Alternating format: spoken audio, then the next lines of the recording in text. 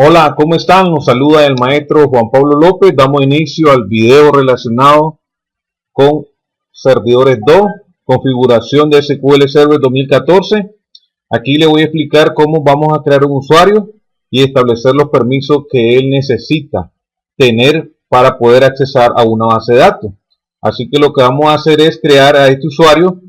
Ya pueden dar varios roles, por ejemplo, puede ser un usuario que solo imprima reporte, puede ser un usuario que solo registre, que solo guarde, que solo modifique. Entonces, todos esos roles son los que se pueden establecer al momento de crear un usuario de SQL Server. Y hoy vamos a ver un ejemplo cómo nosotros podemos crear un usuario y darle los permisos que necesite para poder conectarse a la base de datos. Así que iniciamos creando al usuario. Entonces, para esto nosotros nos vamos a ir a la base de datos y después abajo de él damos en seguridad nuevo, inicio de sesión. Ahí nosotros vamos a establecer los permisos que nosotros queremos darle y vamos a darle un nombre. Bien, eso es lo que vamos a hacer, darle un nombre, y para este lo vamos a poner usuario 1. Después, la autenticación de SQL Server. Esto es importante por cuestiones de seguridad. Entonces ahí nosotros ponemos una contraseña sencilla que podamos recordar también. Y eso es lo que vamos a hacer. Entonces establecemos la contraseña, la repetimos. Y ahora pasamos a la sección donde vamos a permitir que la clave de él no caduque. Bien, porque si chequeamos eso, va a decir que la clave puede caducar. Y no queremos que caduque la clave del usuario que estamos creando. Bien, eso es lo que hacemos. Y ahora nos vamos a los roles. En los roles, si ustedes se fijan, está de forma pública, es decir que él puede tener acceso a la base de datos, a la información de esa base de datos. Entonces, de forma pública en el asunto de las conexiones que vamos a tener. Ahora nosotros también vamos a ir a la parte de cómo nosotros establecemos los permisos a la base de datos. Noten que ahí se puso ya usuario 1 al momento que lo chequeamos, y abajo se aparecen los privilegios que nosotros vamos a dar, por ejemplo, de escritura y de lectura. Bien, entonces eso es lo que nosotros vamos a establecer, además que está la pública.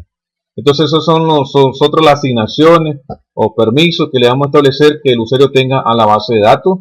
En este caso, si ustedes se fijaron ahí, pues seleccionada. Ahora vamos a buscar el servidor, bien, donde nosotros vamos a permitir eso, que él tenga acceso. Y aquí en el servidor, lo único que va a tener acceso es a la conexión él. Entonces vamos a chequear que tenga una conexión a la base de datos. Hay varios ahí privilegios que él puede tener, pero en este caso solo vamos a seleccionar ese que necesitamos para este ejemplo. Solo chequear que él tenga acceso a la conexión a la base de datos y así pueda pues ver la base de datos y pueda hacer modificaciones como lectura, escritura o búsqueda de información dentro de la base de datos. Aceptamos y ahí ya quedan guardados. Ahora nosotros vamos a verificar. Entonces expandimos seguridad, expandimos sección también y va a aparecer el usuario 1. Entonces si ustedes fijan ahí, aparece usuario 1, que es que nosotros hemos creado. Entonces, para comprobar que todo esté correcto, nosotros tenemos que reiniciar la conexión de SQL Server. Entonces vamos a reiniciar, esperamos y después nos vamos a conectar. Es una vez reiniciada el servidor, entonces nosotros vamos a conectarnos con el usuario que hemos creado. Bien, en este caso, ahí vamos a poner que es el usuario 1 y vamos a poner la contraseña y después nos conectamos.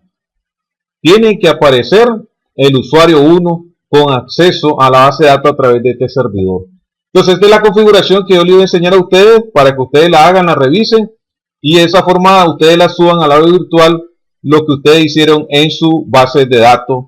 Bien, hasta aquí con este video tutorial. Hasta la próxima.